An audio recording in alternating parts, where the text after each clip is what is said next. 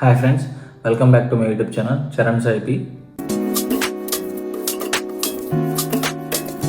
ఇప్పుడే Nawab cafe movie చూసి రావడం జరిగింది. సినిమా ఎలా ఉంది అంటే పర్లేదు భయ, యావరేజ్గా ఉంది. ఒకసారి చూడొచ్చు అనిపించింది నాకైతే. టిపికల్ స్టోరీ ఏం కాదు, జస్ట్ నార్మల్ బేసిక్ స్టోరీయే. పెద్ద హై ఎక్స్పెక్టేషన్స్ పెట్టుకుని వెళ్తే పెద్దగా సెట్ అవ్వకపోవచ్చు. నార్మల్ ట్రైలర్ చూసి ఎలా ఉండొచ్చు అనుకుంటే అలాగే ఉంటుంది సినిమా అంతా. స్టోరీ పరంగా ఏమైనా చెప్పాలి అంటే అదే డిగ్రీ కానీ బీటెక్ కానీ పాస్ అవ్వాలని నాన్న తంటాలు పడే కుర్రోడికి అమెరికా వెళ్ళాలనే అంబిషన్ ఉంటుంది. అలా ఉండే యూత్ కుర్రోడికి అండ్ వాళ్ళ ఫాదర్కి మధ్యలో ఉండే బాండింగ్ రిలేటెడ్ ఈ సినిమా అంతా. మధ్యలో ఆ నవాబ్ కెఫే ఎలా ఇన్వాల్వ్ అయింది, దానికి వచ్చే స్ట్రగుల్స్ ఏంటి అనేది సినిమా బేసిక్ ప్లాట్ అంతా. సినిమా అంతా మెయిన్ ఇలాగే ఉంటుంది. ఇక నవాబ్ కెఫే అని పేరులోనే ఉంది కదా, ఆ కెఫే చుట్టూరు వెళ్ళే స్టోరీయే సినిమా అంతా. బట్ కొత్తతనం అయితే ఏం నాకేం అనిపించలేదు. అక్కడ నీకు బోర్ అయితే అనిపించలేదు, కానీ అలా ఒక ఫ్లోలో వెళ్ళిపోతుంది సినిమా అంతా. క్యారెక్టర్స్ పరంగా అంటే హీరో బాగా చేశాడు. హీరో పేరు శివ అని ఉంది, యాప్లో చూసాను నేను. హీరోయిన్ పేరు తేజ అశ్విని, ఆమె కూడా బాగానే చేశారు. కొంచెం ఆ సినిమా మొత్తం మనకు తెలిసిన పేరు ఏమైనా ఉంది అంటే రాజు కనకాలాగానే ఉన్నారు. ఆయన ఒక్కడే నోటీస్ చేయగలిగే పర్సన్. ఆయన కూడా బాగానే చేశారు. ఆయన ఫాదర్ క్యారెక్టర్ చేశారు. ఆయన లెక్క వరకు ఆయన బాగానే చేసినట్టు అనిపించింది నాకైతే. మ్యూజిక్ అంటే అది కూడా సోసోనే ఉంది, యావరేజ్గా. ఫ్లోలో వెళ్ళిపోతాయి బాగా. అంత ఎంగేజింగ్గా కానీ లేకపోతే ఒక హై ఇచ్చే మూమెంట్స్ ఏమి ఉండవు. పీస్ఫుల్ సినిమా పోయినట్టే ఉంటుంది, కొత్తగా ఏమనిపించదు మీకు.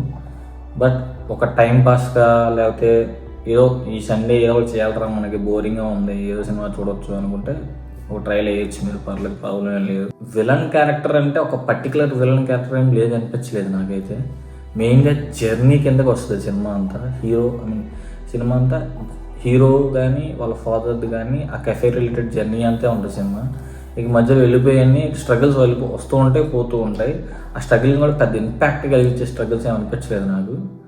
ఇంకా చిన్న చిన్న ప్లాట్స్ అవుతూ ఉన్నాయి, 2-3 ప్లాట్స్. అవి కూడా రెగ్యులర్ ప్లాట్స్, కొత్త ఏం కాదు. చాలా సినిమాలు చూసిన ప్లాట్లే, చాలా సినిమాల్లో అయిన విశేషాలు. కానీ వాళ్ళ పర్ఫార్మెన్స్ని బట్టి వాళ్ళ పర్ఫార్మెన్స్ పర్లేదు అనిపించింది కాబట్టి కూర్చొని చూడగలిగాను నేనైతే.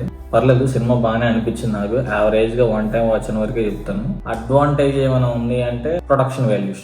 బడ్జెట్ అని పెట్టారు మనకు పెద్ద ఐడియా లేదు, కానీ తక్కువ బడ్జెట్ సినిమానే, స్మాల్ బడ్జెట్ మూవీ కాదనట్లేదు. పర్లేదు, ఆ బడ్జెట్లో ఆ మాత్రం స్క్రీన్ ప్లే కానీ ఆ మాత్రం ప్రొడక్షన్ వాల్యూస్ కానీ బాగా మెయింటైన్ చేసిన వరకు అయితే నాకు అనిపించింది. చార్మినార్ బాగా ఎక్కువ సార్లు చూపించారు. అది అన్నిసార్లు చూపించాల్సిన అవసరం లేదనిపించింది నాకైతే. అర్థం అవుతుంది లోకల్లో ఒక సర్టన్ ప్లేస్లో ఆ కెఫే ఉందని. ఆ కెఫే ఉందని చూపించడానికి ర్యాండమ్గా ఎక్కువ షార్ట్స్ వాడేశారు చార్మినార్ రిలేటెడ్ లొకేషన్. కానీ వాళ్ళు చూపించాలనుకుంటున్నారు ఈ కెఫే దాని నియర్గా ఉంది అని, కానీ ఎక్కువ పెట్టేశారు. ప్రతి సీన్ మధ్యలో ఆ షార్ట్ పడుతూ ఉంటుంది, సేమ్ షార్ట్, మళ్ళీ కొత్తగా ఏముండదు. ఆ ఒక్క షార్ట్ కొంచెం ఇరిటేట్ అయ్యాను నేను. ఎందుకురా ఇన్నిసార్లు చూపుతున్నారు, ఆల్రెడీ నాకు అర్థమైంది కదా అక్కడ కెఫే ఎక్కడ నాకు తెలిసిపోయింది, దానికి మళ్ళీ ఎందుకు ఇన్నిసార్లు చూపుతున్నారు మీరు అని అయితే నేను అనుకున్నాను. కమీడియన్ ఒక ఆయన ఉన్నారు, నాకు అది ఐడియా లేదు, ఆయన ఫోటో వేస్తాను. ఆయన కూడా పర్లేదు, యావరేజ్గా చేశారు. ఇంకా సర్టన్ పీపుల్ ఉన్నారు. హీరో బ్రదర్గా ఒక క్యారెక్టర్ చేశారు ఒక ఆయన పర్లేదు అనిపించింది.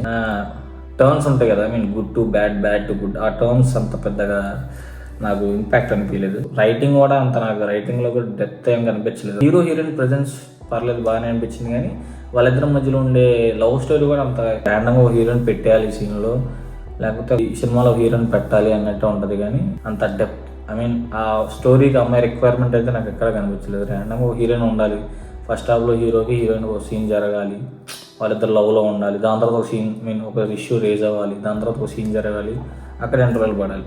ఇంటర్వెల్ పడేటప్పుడు కూడా పెద్దగా నాకు అని హైప్ ఏమో జరగలేదు. రెగ్యులర్ సినిమా లాగే వాళ్ళు ఎక్స్పెక్ట్ చేస్తావు ఇది ఇంటర్వెల్కి ఏం జరిగిద్ది అని, అది జరిగిద్ది.